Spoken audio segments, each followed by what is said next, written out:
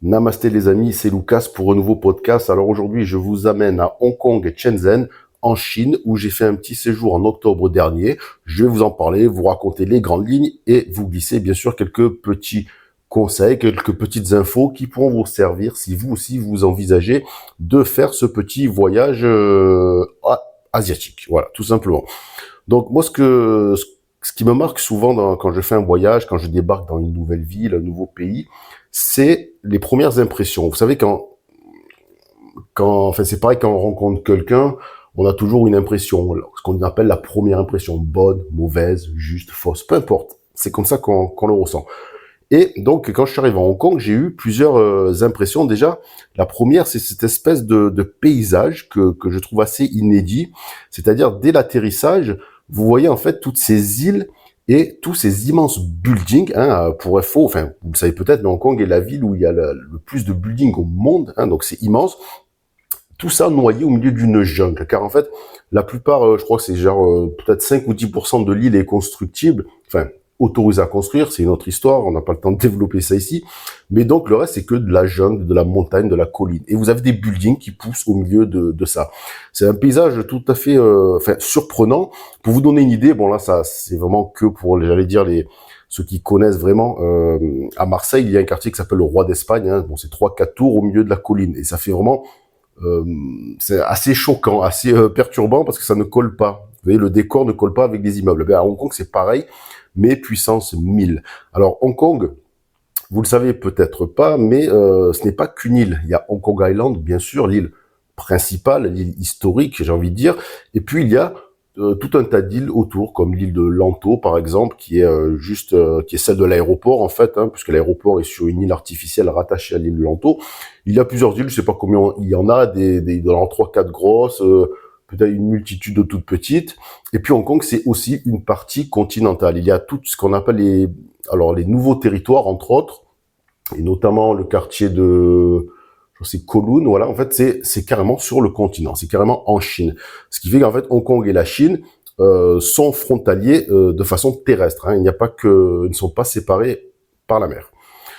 Donc, autre impression, c'est quand je débarque, quand j'arrive sur le quartier central. Donc là, vraiment, une énergie débordante. Ça m'a rappelé toutes ces mégalopoles asiatiques que j'ai déjà visitées, mais aussi un peu le côté un peu Londres ou le côté Manhattan. Vous voyez, avec toutes ces couleurs, la foule, les gens qui sortent du travail, les commerces, le bruit. Enfin, vous voyez, c'est cette espèce d'ambiance, les hauts buildings, les taxis. Vous voyez, un peu ambiance vraiment Manhattan et asiate, quoi. Et là, c'est vraiment, ça vous met vraiment dans le bain, parce que moi, j'ai débarqué, je sais pas, j'ai fait combien d'heures de vol, c'était un truc, bon, pas horrible, mais bon, c'était, enfin, j'ai fait Marseille, Shanghai, Shanghai, Hong Kong, avec un arrêt de 4 heures, malheureusement, à Shanghai. Donc, j'étais bien lessivé, je me sentais paumé, un peu sale à la ramasse avec ma valise, là. Et donc, quand vous arrivez là, dans cette foule compacte, pressée, c'est une bonne sensation quand même si on se sent paumé, parce que moi j'aime bien me sentir un peu paumé, un peu enivré quand je débarque dans un nouveau pays. Alors, moi j'étais dans le quartier de Mid-Levels. Mid-Levels, c'est au sommet d'une colline, la colline, l'une des collines qui est justement sur Hong Kong Island, l'île principale. Et donc c'est par rapport à Central, c'est assez loin, c'est-à-dire c'est assez haut. Donc en fait, ça m'a permis de découvrir aussi un petit, j'allais dire une petite astuce hongkongaise, un truc que j'avais jamais vu. En fait, il faut savoir qu'ils ont construit un escalator extérieur géant. Pour être clair, c'est là aussi un record, c'est le plus long du monde. Il dessert 800 mètres. Donc en gros, l'idée, c'est que vous avez le centre-ville tout en bas, au bord de mer, et puis il y a les quartiers plus résidentiels, un peu plus riches, en haut, au sommet de la colline. Eh bien, au lieu de se faire chier à monter tout ça en bagnole ou à marcher sur une pente raide dingue, j'ai envie de dire, ils ont mis un escalator. Donc vous montez sur l'escalator avec bien sûr des arrêts à chaque intersection, chaque quartier. Bon, pas tout le monde veut aller au sommet. Donc c'est assez marrant. Marrant par contre, faut se méfier parce que le projet intéressant, malheureusement, c'est un peu con, c'est qu'ils ont construit un escalator dans un seul sens. Enfin, en fait, ils en ont fait qu'un. Il y a pas ça monte pas et descend en même temps. Donc il y a qu'un escalator. Du coup, ils font à tour de rôle. En gros, les créneaux, c'est genre du matin jusqu'à midi, ça descend. Donc ça permet tout simplement, comme les quartiers du haut, on va dire, sont plutôt résidentiels, ça les permet aux gens de descendre le matin pour aller bosser, soit à Central, soit de prendre une station de métro, puisqu'il n'y a pas de métro, j'allais dire, sur la colline. Et ensuite, à partir de midi et jusque, je crois c'est minuit, hein, le métro passe en mode, justement, montée. Donc là, c'est pratique quand vous revenez le soir, si vous faites une petite soirée, un petit resto. Par contre, faut pas se manquer. Moi, je l'ai fait une fois. J'étais boire un verre avec des potes parce que j'ai aussi des amis à Hong Kong. C'est l'une des raisons pour lesquelles j'y suis allé. Et donc, je me suis retrouvé en fin de soirée un peu torché à devoir remonter tout l'escalator à pied parce qu'il venait juste de le couper. Donc, c'est sympa, mais faut quand même bien se renseigner. Alors Hong Kong, vous le savez, c'est vraiment privilégié, surtout Hong Kong Island, hein, bien sûr. J'ai envie de dire, c'est une espèce de Monaco asiatique. On sent que vraiment tout est propre, tout est cher, tout est facile, tout est sécurisé, organisé. Bon, n'y habite pas qui veut, hein. Les plus pauvres, bon, en général, logent plus au nord. Alors, soit sur la péninsule de Kowloon, soit carrément plus haut sur le continent, les territoires frontaliers avec la Chine. Pour vous donner une ordre d'idée, une bière à la pression, alors je parle d'une bière, attention, 25 centilitres, hein, je parle pas d'une pinte, une bière simple, une bière de merde. Quand je dis bière de merde, c'est des marques, alors je vais pas citer de nom, c'est jamais qui m'écoute, mais voilà, des bières basiques, je veux dire, c'est pas des IPA artisanales, ambrées, non, c'est la bière basique, allez, genre Croix, Heineken. Mais ça coûte entre 10 et 12 euros, hein, même dans un pub pourri, vous voyez. Dès que vous bouffez un petit tanka, un encas, hein, qui est un truc qui vous remplit même pas le ventre, c'est 20-25 balles. Donc la note monte très très vite. Alors les loyers, n'en parlons pas. Il y a, je donne un exemple, à un 30 mètres carrés, entre Central, Mid-Level, ça peut coûter 5000, 6000 balles, peut-être plus. En fait, c'est une ordre d'idée, hein, à peu près, mais ça peut être du délire complet, hein. On peut trouver des loyers à 20 000, 50 000 euros, j'imagine, dans d'autres quartiers. Et le principe est simple, c'est qu'à Hong Kong, comme dans bon nombre de villes, c'est plus on monte, plus c'est cher. Donc, moi, j'étais au sommet de la colline, enfin, pas justement, pas tout à fait au sommet, mid-level, comme son nom l'indique, c'est pas le sommet. Et au-dessus, le sommet, c'est le quartier de Victoria. Vous avez déjà forcément entendu parler. C'est un incontournable pour le tourisme à Hong Kong. C'est là que se situe le Victoria Peak, c'est-à-dire le point culminant de l'île. Et là, vous avez évidemment une vue superbe, une vue à 360 degrés sur tout Hong Kong, sur toutes les îles, sur la mer. C'est assez impressionnant. Donc je vous conseille vraiment de le faire. Deux choses à savoir. La première, c'est que si vous le faites à pied, ce que j'ai fait, c'est un peu hardcore. Franchement, en plus, je suis quand même assez sportif, hein. Mais pourtant, je me suis fait un peu surprendre. La montée est vraiment très très raide, surtout au début. Donc si vous êtes avec des gosses ou si vous êtes pas très à l'aise avec le sport, ça va être un peu chaud. Je crois qu'il y a d'ailleurs un espèce de, pas un télésiège, mais un truc comme ça qui peut vous permettre d'aller au sommet plus facilement. Deuxième chose à savoir importante, c'est que il y a un centre commercial qui est à peu près aux 3/4 du parcours. Alors, moi, je raisonne peut-être comme vous allez me dire, je vis un centre commercial, qu'est-ce que j'en ai à foutre? Je fais une espèce de rando au milieu de la jungle et des gratte-ciel pour voir un paysage, je vais pas m'arrêter au centre commercial pour aller au Starbucks ou faire des courses. Non, on s'en fout. Eh bien, erreur, il faut absolument aller dans ce centre commercial. Pourquoi? Parce que c'est là qu'il y a les plus belles vues. En fait, le centre commercial, il faut le visiter, j'allais dire, dans tous les sens. Vous rentrez, vous montez, vous sortez. Il y a toujours des terrasses, des vues panoramiques. Voilà, vraiment, il faut s'arrêter. C'est là qu'il y a les meilleures vues. Donc, ne le ratez pas. Pas besoin de faire des courses. Profitez de la vue. Je crois qu'il y en a une seule qui est payante. J'y suis pas allé, c'était pas nécessaire, mais oui, il y en a une seule qui est payante, sinon les autres sont gratuites.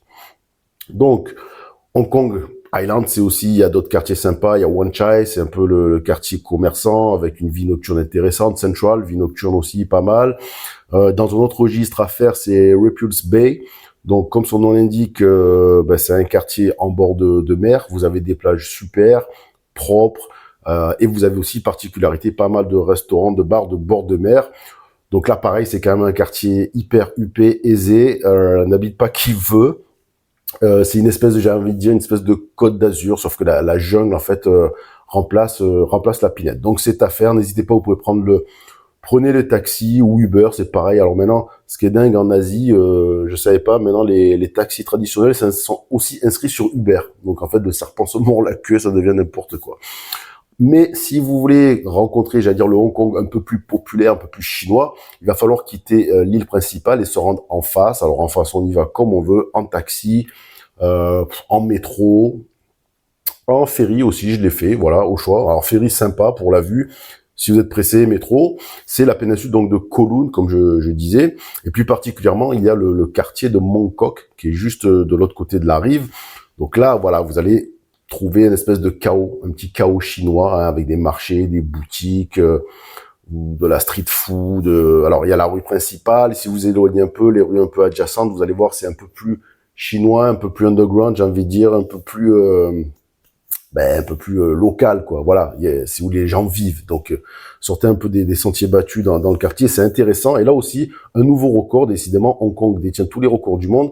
C'est le quartier où il y a la plus grande densité au monde, soit 130 000 habitants au kilomètre carré, homologué par le Guinness des records. Donc, vous voyez le délire, hein, c'est vraiment une autre ambiance, mais on reste quand même à Hong Kong. Voilà, comme je dis, c'est le bordel, mais ça reste accessible, ça reste sécurisé et relativement propre. Hein, ça n'a rien de comparable avec des métropoles, Shenzhen par exemple, hein, que j'ai pu faire, où là, bon, là, on est dans un autre monde avec une circulation exécrable, des décharges sauvages, des animaux errants parfois. Bon, voilà, ça reste, c'est pas pareil, hein, ça reste Hong Kong. Donc c'est le bordel, mais tranquille.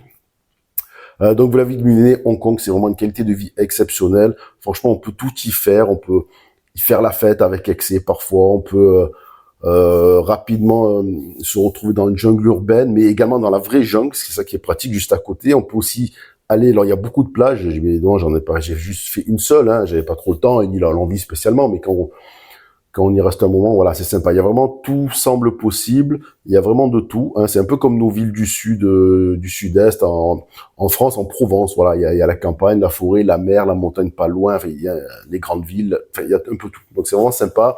Par contre, comme je vous le disais, c'est pas gratuit. Donc voilà, sachez à quoi vous attendre. Hein. Et donc, qui dit Hong Kong dit Chine. Bien sûr, même si bon, vous allez me dire Hong Kong appartient à la Chine. Oui, mais pas tout à fait encore, c'est-à-dire dans le sens où il y a encore évidemment des particularités, des exceptions, des dérogations. Bon, évidemment au niveau financier, économique, tout ça, mais c'est pas le sujet ici, on s'en tape.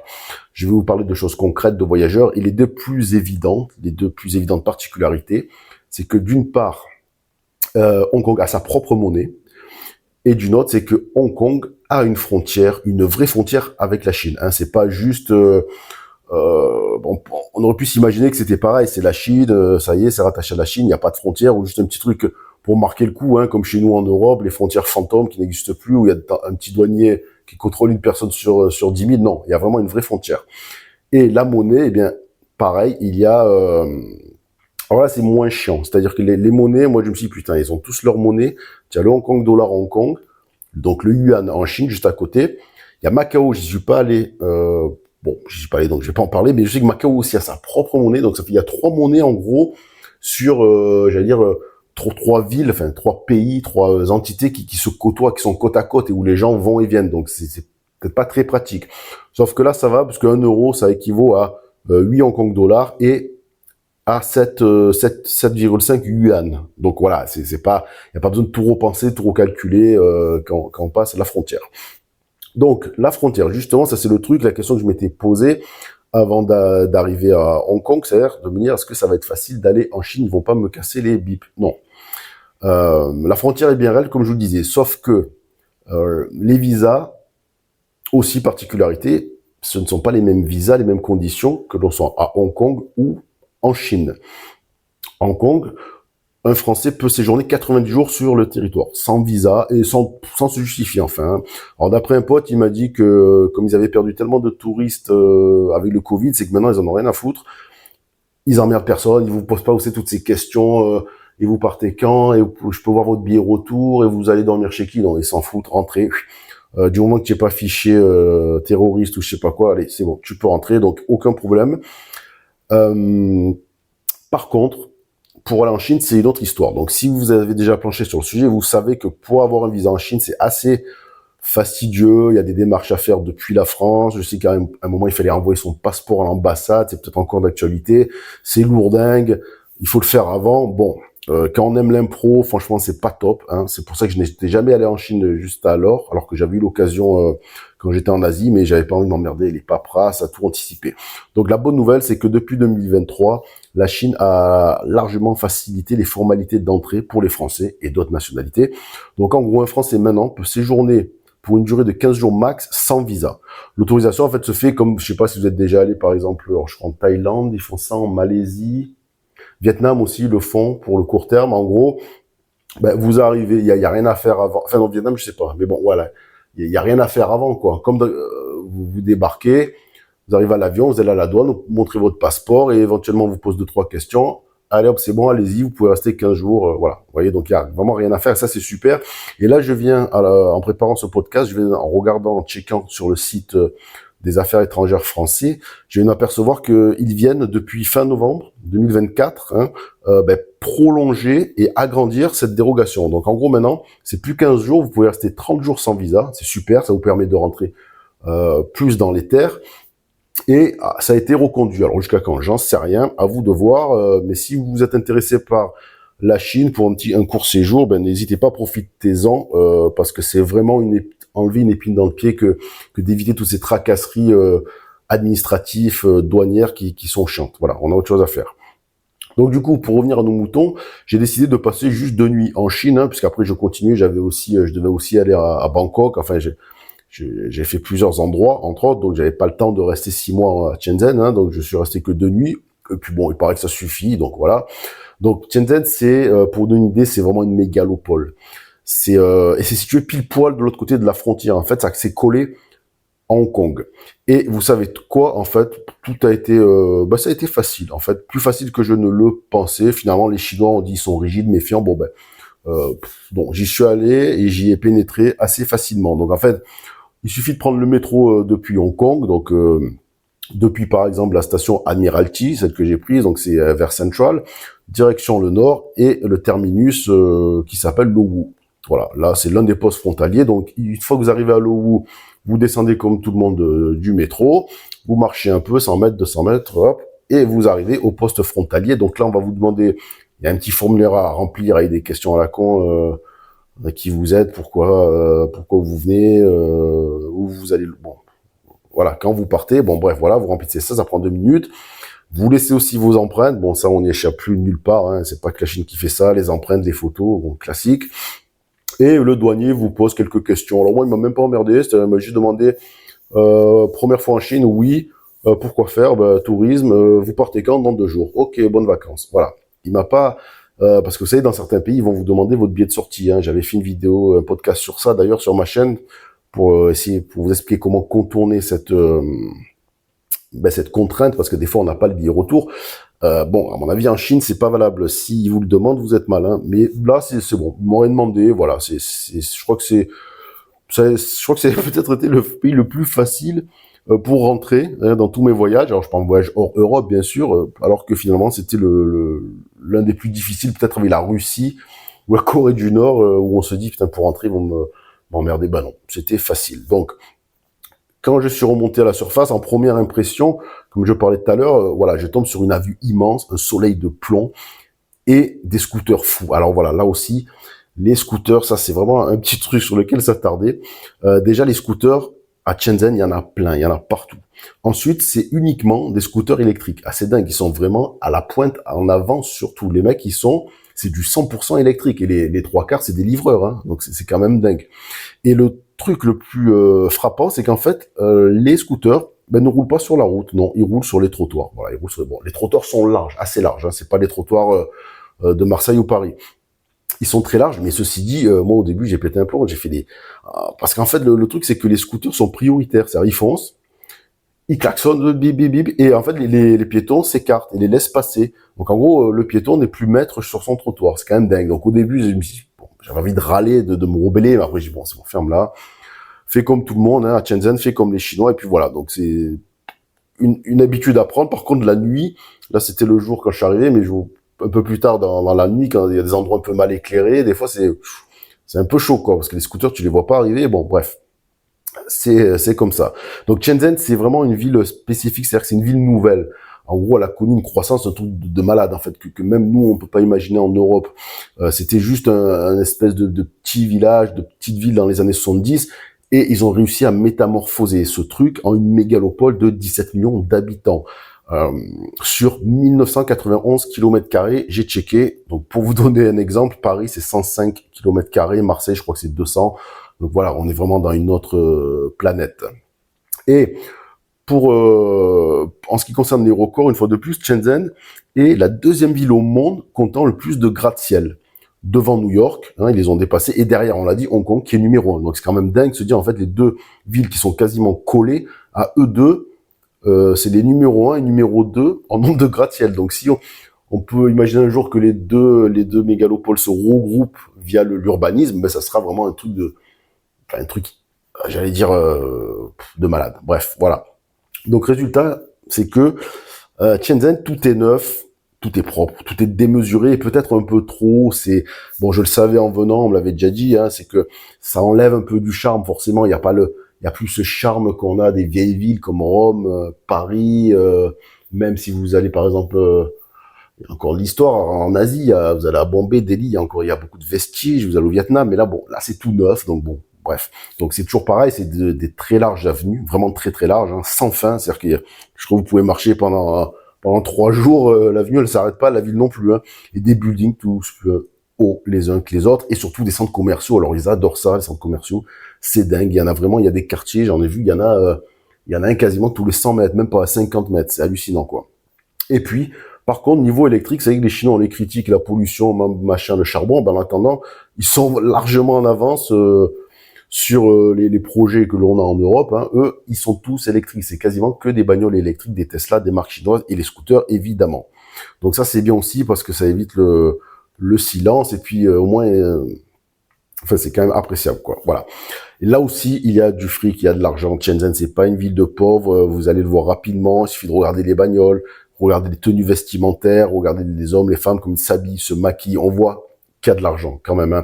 Et pourquoi il y a de l'argent? Parce que Shenzhen est une pure réussite économique. On la surnomme d'ailleurs la Silicon Valley chinoise. En gros, c'est l'une des plus grosses usines de Chine, et c'est peut-être l'une des plus grosses, forcément, usines du monde. En fait, ici, ils produisent des millions, des milliards, je ne sais pas, d'objets, de gadgets, notamment dans l'électronique, mais pas que. Donc, je suis sûr que, pour vous donner une idée, c'est la prochaine fois que vous commandez un truc en ligne, un gadget électronique ou un accessoire, genre chez Amazon, vous allez voir, lisez l'emballage, il y a de grandes chances que ça vienne de Shenzhen. Et ce qui est dingue, c'est que ça m'est arrivé juste avant que je parte. J'ai voulu acheter un adaptateur de prise électrique, parce que j'avais perdu le mien. Je dis, bon, allez, je le commande sur Internet, tant pis, au lieu d'acheter sur place. J'ai fait un peu mon vieux, qui prévoit. Je reçois le truc et il y a marqué Made in Shenzhen. Enfin, il n'y avait pas marqué Made in Shenzhen, mais c'était fabriqué à Shenzhen. J'ai lu ça dans la notice ou je sais plus où. Donc là, c'est vrai que je me suis senti un peu con, quand même. Je me dis, je le fais venir à moi, de l'autre bout de la planète, pour une semaine après, aller de l'autre côté de la planète. Bon, bref, c'est un peu l'absurdité de certaines choses de ce monde, notamment du commerce. Bref, donc j'ai réservé 2 nuits d'hôtel. Je me suis pas emmerdé. Voilà, c'était des vacances courtes, donc je voulais pas trop m'emmerder non plus, par rapport à ce que j'ai pu raconter dans d'autres podcasts, dans d'autres pays. Donc je suis allé dans les quartiers animés et proches de la frontière, quartier de Dongmen, dans le district de Luohu. Bon, désolé pour les prononciations. Donc là, pareil, hôtel neuf, vraiment super clean, moderne, chambre grande. Il y a même ça m'a fait marrer, ils ont même forcément des robots aspirateurs qui patrouillent dans les couloirs. En fait, les robots prennent l'ascenseur tout seuls. Alors vous allez rigoler si vous connaissez déjà, mais moi j'ai jamais vu ça, quoi. L'ascenseur s'arrête, d'un coup je vois ça s'ouvre, je vois personne et je vois une espèce de robot genre R2D2 qui rentre, normal, il rentre et puis il programme carrément l'étage où il veut aller. Bon, bref, c'est quand même assez marrant. Donc là, 40 balles la nuit. Je pense qu'on peut trouver encore moins cher si on veut, mais 40 balles la nuit dans une ville comme ça qui est économiquement quand même assez dynamique, où il y a un niveau de vie assez élevé, c'est vraiment pas cher comparé à la France où à 40 euros, qu'est-ce qu'on a? Rien, même pas un Ibis, même pas une place sur le trottoir. Donc c'est vraiment moins cher que Hong Kong. Ça, c'est le point fort. Et puis ce quartier de Dongmen, c'est vraiment un quartier un peu dingue parce que autant la journée c'est calme, on soupçonne pas, il se passe rien de spécial, et puis dès que la nuit tombe, tous les commerces ouvrent, les restos, la street food, et là c'est un bordel sans nom. Il y a un bruit hallucinant. Alors les lumières partout, et puis il y a en fait la particularité, c'est dans ces magasins, ils font un vacarme, c'est-à-dire que devant chaque magasin, il y a beaucoup de magasins de sport aussi, j'ai remarqué des habits, de la bouffe. En fait, les vendeurs, comment on appelle ça, les rabatteurs, sont carrément dehors, à l'entrée du magasin. Vous avez sûrement déjà vu ça. Sauf que là, ils se contentent pas de vous interpeller ou de vous tendre un menu. En fait, ils gueulent dans des mégaphones, donc je sais pas ce qu'ils gueulent, je parle pas le chinois. Et Ils utilisent aussi un gadget, je sais pas, ils tapent dans l'espèce de claquette, ils tapent dans les mains, ça fait un bordel pas possible. Il y en a même qui chantent, qui font des karaokés, je sais pas pourquoi, je sais pas ce qu'ils racontent. Bref, c'est rigolo, c'est marrant, un peu fatigant, mais c'est après tout, c'est ce qu'on cherche hein, quand on fait les capitales, les grandes villes asiatiques, c'est ce qu'on cherche, c'est l'ambiance, c'est le bruit, tous nos sens en éveil. Autre chose qu'on réalise très vite, c'est que personne ne parle anglais, vraiment personne. À part la réceptionniste qui parlait un peu anglais, et encore pas les autres réceptionnistes, mais franchement, enfin, j'ai pas parlé non plus les 3000 personnes, mais on sent, voilà, ils parlent pas anglais. Donc, c'est pas grave, vous inquiétez pas, parce qu'ils sont tous, c'est des Chinois, c'est une ville de business, donc il n'y a pas de problème. Ils ont sur leur téléphone tous des applis de traduction quasiment instantanées. Donc, genre, moi, j'avais essayé une paire de baskets dans un magasin, donc j'ai pas acheté finalement.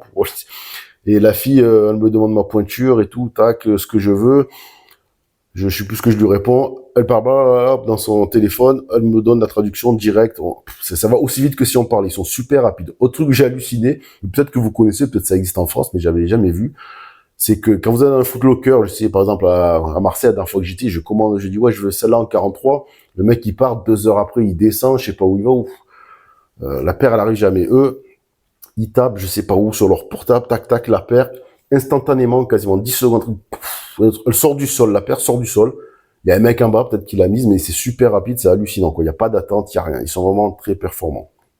Donc, autre chose, question que vous posez peut-être, que je m'étais posée avant d'aller en Chine, à Hong Kong, c'est que j'avais entendu dire qu'il était compliqué de payer quand on était un étranger. Et oui, pourquoi? Parce que d'une part, le cash a quasiment disparu de la vie quotidienne, et d'une autre, parce qu'en fait, les terminaux Visa et Mastercard, ben, j'ai entendu dire qu'ils n'étaient pas opérationnels dans la plupart des commerces chinois. Donc du coup, avant de partir, je me suis dit, au cas où, j'ai fait comme tout le monde, enfin comme tous les Chinois, je me suis créé un compte sur l'application WeChat Pay, vous connaissez, hein, c'est comme l'autre variante, c'est Alipay, c'est la filiale d'Alibaba, là, je sais plus comment ça s'appelle,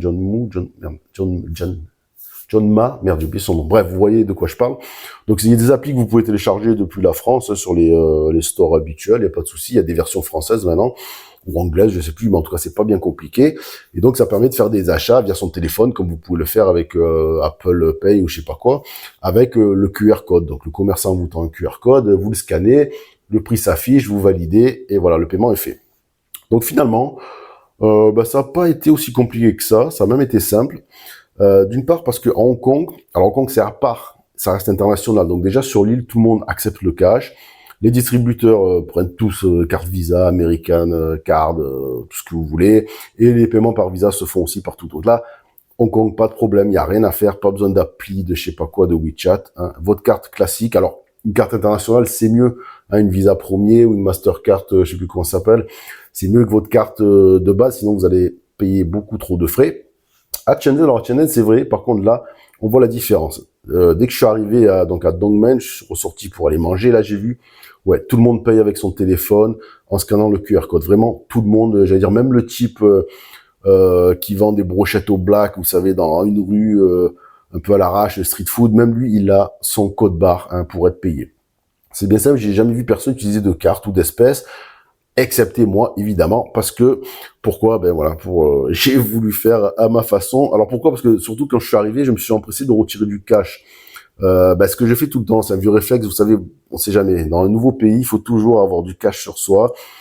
Ça peut vous sauver la vie, bon ça c'est des cas extrêmes, mais ça peut aussi vous simplifier les choses, hein. Je sais pas, vous êtes dans un taxi, et puis le taxi, je sais pas, la carte ne marche pas, ou l'appli bug, j'en sais rien, voilà, il faut toujours avoir du cash, c'est quand même bien. Sauf que là, mon cash, en même temps, il fallait aussi le dépenser, vu que je restais que 2 jours. Du coup, eh bien, ce que j'ai fait, c'est que dès que j'ai fait ma première dépense, c'est-à-dire que je suis allé manger dans un petit truc de street food dehors, je sais plus ce que j'ai pris, bon bref on s'en fout. Et donc là j'ai demandé au type est-ce que je peux payer en cash, il m'a dit ok, et j'ai payé en cash. Et puis ensuite j'ai de tous les autres, j'ai payé en cash avec tout le monde en fait, personne m'a emmerdé. Même si j'étais peut-être le seul, ou 1 sur 10 000, eh ben bon, ça passe encore, donc ne vous inquiétez pas, tout va bien à Shenzhen. Le métro pareil, le métro je me suis dit bon le métro là ouais c'est WeChat, c'est sans contact, non pareil. Hong Kong, vous allez au distributeur, vous mettez des pièces, et il vous donne votre jeton pour prendre votre métro. Pareil, et encore mieux, vous pouvez aussi, alors peut-être pas toutes les stations, je sais plus, mais vous allez directement au portillon, et comme ça se fait en France, vous passez votre CD, votre visage, hein, je dis bien, ça passe, en sans contact sur la borne, hop, vous êtes débité plus tard et vous rentrez. Donc il y a vraiment pas de problème de cash, pas de problème pour payer en visa quand vous êtes à Shenzhen. Hein. J'imagine, à mon avis, même si je suis pas allé, donc vous pouvez le dire dans les commentaires, témoigner, je pense que c'est pareil dans les très grandes villes chinoises, notamment Pékin, Shanghai, ça doit être pareil. Hein. Bon, par contre, le reste du pays, après voilà, si vous avez une petite ville ou dans des provinces plus éloignées, là par contre, je pense qu'il faut vraiment WeChat, AliChat, enfin Alipay et compagnie, sait-on jamais. Par contre, quand on se rend dans un vrai restaurant, c'est un peu plus compliqué. Et j'en ai fait l'expérience, je suis allé boire un verre donc dans le fameux, alors fameux pour ceux qui connaissent, Coco Park, dans le quartier du district de Futian. Donc là, c'est un peu plus classe, c'est un peu plus un peu plus luxe, enfin entre guillemets quoi. Et donc là vous avez sur toutes les tables des bars, des restos, il y a des QR codes. Donc il y a plus le menu. Donc vous allez me dire oui, en France aussi c'est ça. C'est vrai, même s'il y a encore les menus en France, mais c'est vrai que ça commence à se systématiser un peu. Donc eux c'est simple, c'est du 100%. Le menu n'existe plus. Enfin il n'existe plus. Sauf si vous allez le chercher à l'intérieur. C'est ça le petit truc. Mais eux, les Chinois ont encore passé une étape, c'est-à-dire que d'une part, le menu, vous le regardez sur votre smartphone, mais en plus, il faut commander et payer sur le smartphone. Donc vous allez, vous regardez, hop, je veux ça, tac, hop, payer en ligne, comme si vous faites une commande, je sais pas, chez Uber Eats, c'est payé, et ensuite le serveur vient et vous amène votre commande. En fait, les serveurs apportent les commandes, oui, mais ils ne les prennent plus. Voilà, c'est vraiment, on a basculé dans une autre façon de se servir. Donc moi, j'aime pas trop ça. Vous l'avez compris, je suis un peu à l'ancienne. Donc, je suis allé au comptoir. J'ai dit, ouais, non, mais j'ai pas de WeChat, alors que je l'avais. Je suis un peu con, mais non, j'avais du cash à dépenser surtout. Donc, ils m'ont dit pas de problème. J'ai pu payer en cash. Voilà. La seule contrainte, c'est que, au resto ou au bar, il faut vous-même aller au comptoir, commander au comptoir, payer, et voilà. Voilà, c'est la seule contrainte. Mais bon, c'est pas grave. Alors, concernant Internet, c'est aussi la question que l'on peut se poser. C'est le même principe. Je veux dire, on sait tous, quand on parle de Chine, que tous les sites américains, peut-être d'autres aussi, sont bloqués en Chine. Hein, alors, pas Hong Kong. Hong Kong, c'est bon. Hein, tout est open, il n'y a pas de souci. Donc, vous savez, Google, Facebook, WhatsApp, Tinder, je sais pas quoi. Bon, Booking marche, je crois. Ouais, ça marche, donc ça va. Mais la plupart de ces sites, en fait, c'est des sites, vous le savez, qui collectent des infos. C'est un peu la guerre des données personnelles, comme on dit. C'est un peu la guerre économique, technologique, d'espionnage entre les États-Unis et Pékin. Donc, c'est pour ça qu'ils les interdisent et qu'ils ont mis à leur place, il y a les équivalents Baidu, WeChat, etc. Donc, c'est vrai, c'est bloqué. Par contre, il y a une astuce, enfin, qui n'est pas vraiment une astuce. Je l'ai faite... tout simplement, je l'ai testé, c'est qu'en fait, si vous utilisez les données de votre forfait français, là, vous avez accès à tous les sites, tous les applis. Tout fonctionne, tout ce qui est interdit fonctionne quand même. En fait, vous contournez le truc tout simplement. La seule condition, c'est que si vous voulez pas avoir une facture de malade, c'est que votre opérateur français vous offre une enveloppe de gigas dédiée à l'étranger. Donc, si vous avez Free, comme moi, vous savez peut-être, mais Free, dans son forfait de base que j'ai du portable à 20 €, il m'offre, je crois que c'est 200 ou 300 gigas d'internet par mois. Donc ça, c'est pour le forfait français, pour la France. Et parmi ces 200-300 gigas, j'ai droit à 35 gigas par mois. Donc c'est pas mal à utiliser dans tout, quasi, alors pas tous, mais quasiment tous les pays du monde. En tout cas, les derniers pays que j'ai fait, Espagne, Hong Kong, Chine, Thaïlande, c'est bon, c'est valable. Hein. Donc vous avez droit à 35 gigas. Franchement, ça suffit largement pour un court séjour, à condition évidemment, ne commencez pas à scroller des vidéos, sinon vous allez griller le forfait.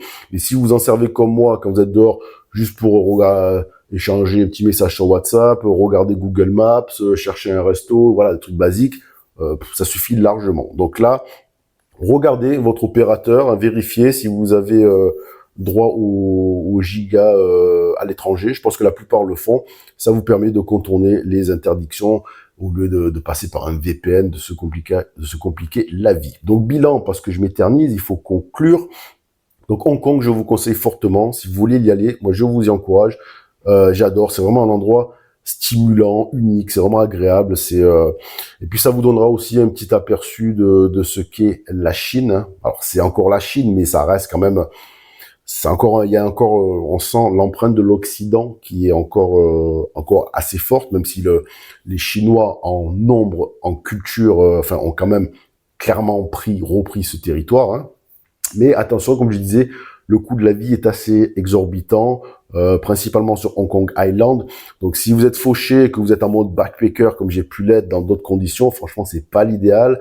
À moins vraiment que vous acceptiez de dormir peut-être dans des auberges parfois un peu cracra, un peu sordides, dans des quartiers pas très sympas de Bangkok. Voilà, bon. Et puis vous pourrez pas faire sortir, aller au resto, aller boire un verre si vous voulez, enfin profiter un peu de la vie nocturne parce que c'est con, il y a pas mal de choses à faire. Et là aussi, voilà, le moindre bar, le moindre verre, 10, 12, 15 euros. Bon, voilà, si vous êtes un peu just, laissez tomber. Hein.